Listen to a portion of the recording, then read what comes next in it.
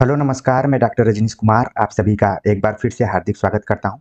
YouTube community section में पूछे गए प्रश्नों के उत्तरों को लेकर मैं एक बार फिर से हाजिर हूं, जिसमें कि हम 15 क्वेश्चन पे बातचीत करेंगे और ये 15 क्वेश्चन संख्या में कम है, लेकिन इनकी जो क्वालिटी है वो बहुत ही अच्छी है। आगामी प्रतियोगी परीक्षाओं के दृष्टिकोण से काफ़ी इंपॉर्टेंट ये प्रश्न साबित हो सकते हैं, या फिर मैं कहूँ कि गागर में सागर हैं। उन्हीं के आंसर की पर हम चर्चा करेंगे।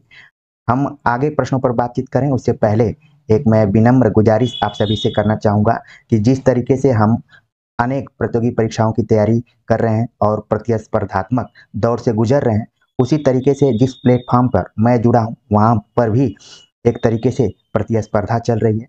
और मैं आप सभी से यही निवेदन करूँगा कि इस प्रतिस्पर्धा में हमेशा आगे रखने का प्रयास करिएगा। इसीलिए चैनल से जितने लोग जुड़ रहे हैं वो इसे सब्सक्राइब कर लें और अपने दोस्तों, परिचितों और मित्रों को ज़रूर इसके बारे में बताएं। तो चलते हैं, हम बात करते हैं पहले सवाल के ऊपर। पहला सवाल पूछा गया था कि काव्य में अभिव्यंजनावाद किसकी आलोचनात्मक पुस्तक है। ऑप्शन दिया गया था लक्ष्मी नारायण मिश्र, लक्ष्मी नारायण लाल, लक्ष्मी नारायण सुधांशु, रामचंद्र शुक्ल।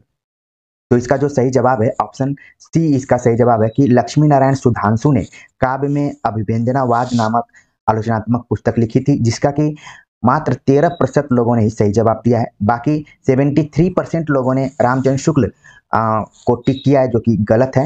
रामचंद्र शुक्ल ने काव्य में अभिव्यंजनावाद नहीं बल्कि काव्य में रहस्यवाद नाम से एक लेख लिखा था, जिसको कि हमने पिछले प्रैक्टिस सेट में पूछा था। तो यहाँ पर ध्यान में रखिए कि काव्य में अभिव्यंजनावाद कई बार परीक्षाओं में पूछा जा चुका है, जो कि लक्ष्मी नारायण सुधांशु द्वारा लिखा गया है। चलते हैं आगे, बात करते हैं अगले क्वेश्चन पे। अगला सवाल पूछा गया कि कहानी का रचना विधान किसकी आलोचनात्मक पुस्तक है। ऑप्शन दिया गया है जगन्नाथ दास रत्नाकर, जगन्नाथ शर्मा, रामविलास शर्मा, नामवर सिंह। तो इसका जो सही जवाब है ऑप्शन बी, इसका सही जवाब है कि कहानी का रचना विधान नामक पुस्तक लिखी है जगन्नाथ शर्मा। और 63% लोगों ने इसका बिल्कुल सही जवाब दिया है और कुछ प्रतिशत इधर उधर के ऑप्शन पे भी लोगों ने टिक लगाया है। तो इसका सही जवाब आप ऑप्शन बी ध्यान में रखिए।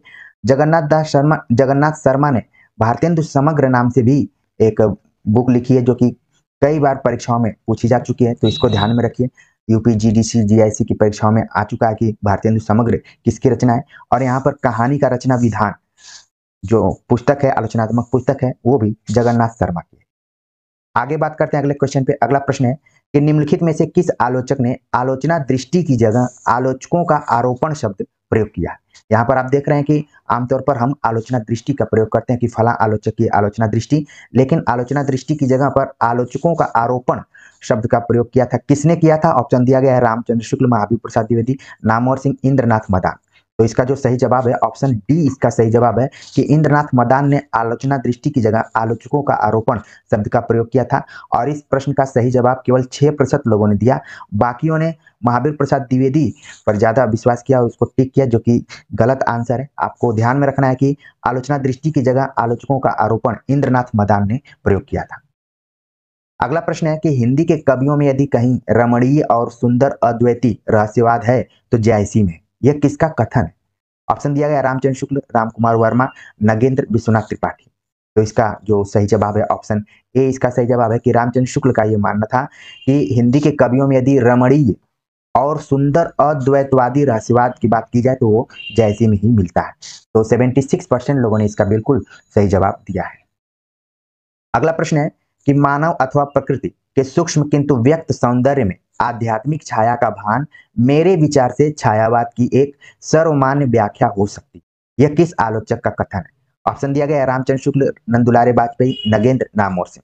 तो इसका जो सही जवाब है 92% लोगों ने इसका बिल्कुल सही जवाब दिया कि नंदुलारे वाजपेयी का ये कथन है। और ये कथन कई बार परीक्षाओं में पूछा जा चुका है, इसलिए आप लोगों ने इसका बिल्कुल सही जवाब दिया है। यहाँ पर मानव होना चाहिए था, ठीक है। तो ध्यान में रखिए कि मानव अथवा प्रकृति के सूक्ष्म किंतु व्यक्त सौंदर्य में आध्यात्मिक छाया का भान मेरे विचार से छायावाद की एक सर्वमान्य व्याख्या हो सकती है। उसको कहा था नंदुलारे वाजपेयी ने। अगले क्वेश्चन पे बात करें। अगला प्रश्न है कि जो कवि सामाजिक जीवन की जितनी ही महान हलचलों के बीच गुजरेगा और साथ ही जितना ही अनुभव संपन्न होगा उसकी साहित्यिक संभावनाएं उतनी ही विशाल होंगी। ये किसका कथन है? कथन बहुत ही इंपॉर्टेंट है, अर्थ प्रदान करने वाला है। ऑप्शन दिया गया है रामचंद्र शुक्ल, नगेंद्र, नंदुलारे वाजपेयी, विश्वनाथ त्रिपाठी। तो इसका जो यहाँ पर सही जवाब है ऑप्शन सी, इसका सही जवाब है कि नंदुलारे वाजपेयी का मानना था कि जो कवि सामाजिक जीवन की जितनी ही महान हलचलों के बीच से गुजरेगा और साथ ही जितना ही अनुभव संपन्न होगा, उसकी साहित्यिक संभावनाएं उतनी ही विशाल होंगी। मात्र 3% लोगों ने इसका सही जवाब दिया कि नंदुलारे वाजपेयी। अब इसमें से कितने लोगों ने इसको पढ़ा था और कितने ने तुक्के का प्रयोग किया है, इसको नहीं कहा जा सकता है। 78% लोगों ने रामचंद्र शुक्ल पर विश्वास किया, जो कि आंसर गलत है। इसलिए ध्यान में रखिए कि जब भी परीक्षाओं में आप जाते हैं और इस तरीके से नए प्रश्न आते हैं तो उसको सही करने वालों का प्रतिशत बहुत कम रहता है, इसलिए परीक्षाओं में आप सभी को बिल्कुल घबराना नहीं है। चलते हैं आगे, बात करते हैं अगले क्वेश्चन पे। पूछा गया कि शिक्षित जनता की जिन जिन प्रवृत्तियों के अनुसार हमारे साहित्य के स्वरूप में जो जो परिवर्तन होते आए हैं, जिन जिन प्रभावों की प्रेरणा से काव्य धारा की भिन्न भिन्न शाखाएं फूटती रही हैं, उन सबके सम्यक निरूपण तथा उनकी दृष्टि से किए गए सुसंगत काल विभाजन के बिना साहित्य के इतिहास का सच्चा अध्ययन कठिन दिखाई देता था। कोटेशन लंबा है लेकिन इसमें कई चीजों के बारे में चर्चा की गई है और पूछा गया कि किस आलोचक का कथन है। ऑप्शन दिया गया है रामचंद्र शुक्ल, बच्चन सिंह, रामस्वरूप चतुर्वेदी, नामवर सिंह। तो इसका जो सही जवाब है ऑप्शन ए, इसका सही जवाब है कि आचार्य रामचंद्र शुक्ल का ये कथन है कि शिक्षित जनता की जिन जिन प्रवृत्तियों के अनुसार हमारे साहित्य के स्वरूप में जो जो परिवर्तन होते आए हैं और प्रभावों की प्रेरणा से काव्य धारा में भिन्न भिन्न शाखाएं फूटती रही हैं, सबका सम्यक निरूपण और एक दृष्टि से अध्ययन करने के लिए सुसंगत काल विभाजन करना जरूरी था। इसके बिना यह अध्ययन कठिन दिखाई पड़ता है। इसीलिए हिंदी साहित्य के इतिहास को कुल 4 कालखंडों में बांटा गया है। वो अध्ययन की सरलता के दृष्टिकोण से ही बांटा गया है। तो आप समझ रहे होंगे मेरी बातों को। अगले क्वेश्चन पे बात करते हैं। अगला प्रश्न क्या है? पूछा गया कि ध्यान देने वाली बात है कि शुक्ल जी यद्यपि साहित्य को जनता की चित्रवृत्ति का सच्चा प्रतिबिंब मानते हैं, किंतु इतिहास उन्होंने शिक्षित जनसमूह की बदलती हुई प्रवृत्तियों को ध्यान में रखकर लिखा था। तो यहाँ पर आप देख रहे हैं कि दो बातें बताई जा रही हैं कि शुक्ल जी ने साहित्य को जनता की चित्रवृत्ति का सच्चा प्रतिबिंब माना है, लेकिन जब उन्होंने इतिहास लिखा है तो जनसमूह की बदलती हुई प्रवृत्तियों को ध्यान में रखा है। तो दो बातों की तरफ यहाँ पर जिक्र किया गया है, एक साहित्य के बारे में और दूसरा इतिहास के बारे में। ये कथन आचार्य रामचंद्र शुक्ल के बारे में किसका है? ऑप्शन दिया गया हजारी प्रसाद द्विवेदी, बच्चन सिंह, विश्वनाथ त्रिपाठी, नगेंद्र। तो इसका जो सही जवाब है ऑप्शन सी, इसका सही जवाब है कि विश्वनाथ त्रिपाठी ने इस बात को कहा है। अगले क्वेश्चन पे बात करते हैं। अगला प्रश्न है, मैं इस्लाम के महत्व को भूल नहीं रहा हूं, लेकिन जोर देकर कहना चाहता हूं कि अगर इस्लाम नहीं आया होता तो भी साहित्य का 12 आना वैसा ही होता जैसा आज है। इसका कथन है। तो ये कथन कई बार परीक्षाओं में आ चुका है, इसलिए आप लोगों ने बिल्कुल इसका सही जवाब दिया है। 97% लोगों ने इसका सही जवाब दिया है कि हजारी प्रसाद द्विवेदी का ये कथन है कि मैं इस्लाम के महत्व को भूल नहीं रहा हूं, लेकिन जोर देकर कहना चाहता हूं कि अगर इस्लाम नहीं आया होता तो साहित्य मतलब हिंदी साहित्य का 12 आना वैसा ही होता जैसा कि आज है। ये कथन है हजारी प्रसाद द्विवेदी का। अगले प्रश्न पर चर्चा करें। अगला प्रश्न है कि द्विवेदी जी की बड़ी शक्ति है सारे पांडित्य और शास्त्र ज्ञान को क्षण भर में दबाकर सहज और सामान्य आदमी की तरह वस्तुओं को देख और सोच पाने की। इसका कथन है।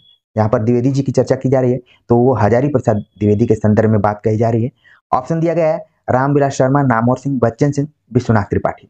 तो इसका जो सही जवाब है ऑप्शन डी, इसका सही जवाब है कि विश्वनाथ त्रिपाठी का मानना है कि द्विवेदी जी की बहुत बड़ी शक्ति है सारे पांडित्य और शास्त्र ज्ञान को क्षण भर में दबाकर सहज और सामान्य आदमी की तरह वस्तुओं को देख और सोच पाने की।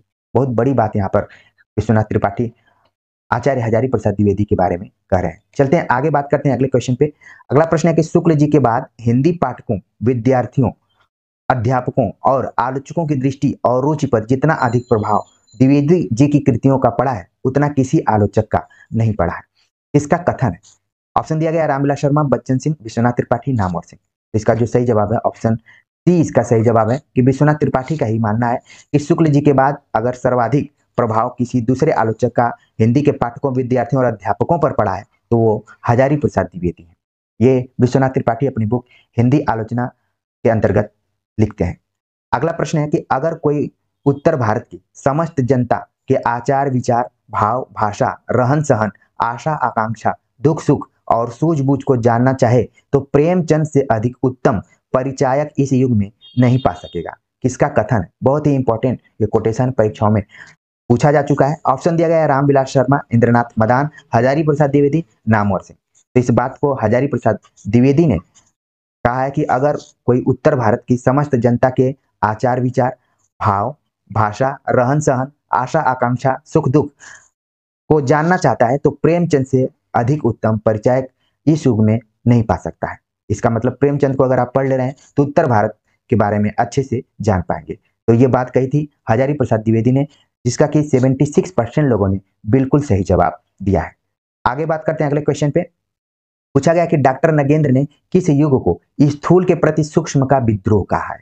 ये ऐसा कोटेशन है कि कई बार एक कथन के रूप में आता था कि किस आलोचक का है, लेकिन यहाँ पर हमने इस प्रश्न को थोड़ा सा बदल दिया है। पूछा गया कि किस युग के संदर्भ में कहा गया है। ऑप्शन दिया गया है छायावाद, प्रगतिवाद, प्रयोगवाद, हालावाद। तो डॉक्टर नगेंद्र ने छायावाद के संदर्भ में ये बात कही थी कि स्थूल के प्रति सूक्ष्म का विद्रोह है। तो इस तरीके से बदलते हुए पैटर्न में भी आप देख सकते हैं कि कैसे सवाल पूछे जा सकते हैं। 96% लोगों ने इसका बिल्कुल सही जवाब दिया कि स्थूल के प्रति सूक्ष्म का विद्रोह नगेंद्र ने छायावाद के संदर्भ में कहा है। चलते हैं आगे प्रश्न पर बात करते हैं। नगेंद्र से संबंधित यह प्रश्न है कि डॉक्टर नगेंद्र ने किस युग को सूक्ष्म के प्रति स्थूल का विद्रोह माना है। आप देख रहे हैं कि इसके पहले वाले प्रश्न से एकदम से ये उलट प्रश्न है और पूछा गया कि सूक्ष्म के प्रति स्थूल का विद्रोह किस युग को माना गया। ऑप्शन दिया गया था छायावाद, प्रगतिवाद, हालावाद, प्रयोगवाद।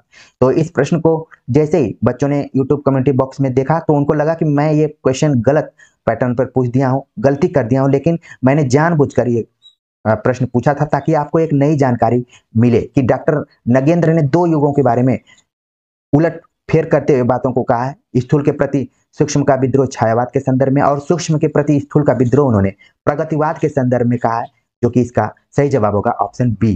3% लोगों ने इसका बिल्कुल सही जवाब दिया है। अब उसमें तुक्का है कि पढ़े हुए हैं, अब इसका अनुमान हम नहीं लगा सकते। 95% लोगों का मानना था कि ये छायावाद के संदर्भ में कहा है, जो कि बिल्कुल गलत है। तो उम्मीद है कि इस नए प्रश्न को आप लोग अच्छे से समझ गए होंगे। जब दोबारा आप किताबों को पढ़ेंगे तो इस तरीके के कोटेशन को जरूर खोजने का प्रयास करेंगे। चलते हैं अगले क्वेश्चन पे बात करते हैं। अगला प्रश्न है कि मैथिली शरण जी हिंदी के इस युग के पहले कवि हैं जिन्होंने कविता की ज्योति समय, समाज और आत्मा के भीतर देखी है। युग के विकासोन्मुख जीवन का साक्षात्कार करने और उससे वाणी का परिधान पहनाकर नयनाभिराम बना देने के कारण इस युग में गुप्त जी जन समाज के प्रथम कृति कवि कहे जाएंगे। किसका कथन है। ऑप्शन दिया गया है रामचंद्र शुक्ल, महावीर प्रसाद द्विवेदी, नंदुलारे वाजपेयी, नगेंद्र।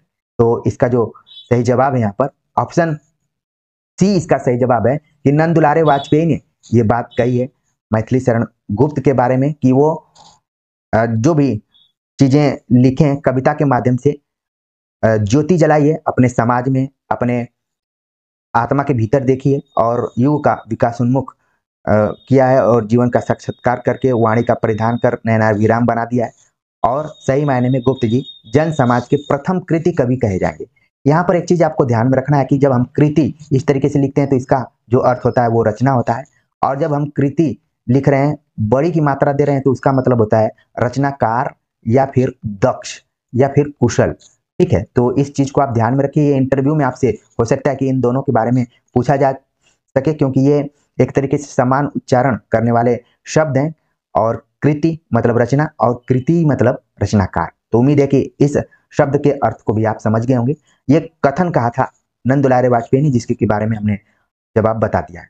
तो इस तरीके से हमने कुल 15 प्रश्नों पर बातचीत किया, और ये 15 प्रश्न आपको देखने में इनकी संख्या कम लग रही होगी, लेकिन ये बहुत ही महत्वपूर्ण प्रश्न कहे जा सकते हैं और आपकी तैयारी में एक कदम आपको आगे बढ़ाने के लिए महत्वपूर्ण हो सकते हैं। तो कमेंट्स कर जरूर बताइए कि आज का ये वीडियो लेक्चर और ये प्रश्नोत्तरी आप सभी को कैसी लगी। और मैंने शुरू में एक विनम्र निवेदन किया था कि इस चैनल को आप सभी अपने सपोर्ट समर्थन के माध्यम से हमेशा आगे बढ़ाते रहिए, ये कहीं पिछड़ न जाए। अगर पिछड़ेगा तो फिर एक तरीके से यही कहा जा सकता है कि आप सभी का ठीक साथ नहीं मिल पाया। हालांकि 2 वर्षों से लगातार आप सभी का स्नेह और प्यार इस चैनल को मिल रहा है, तो हम उम्मीद करते हैं कि आगे भी मिलता रहेगा। तो इन्हीं बातों के साथ आज के लिए बस इतना ही।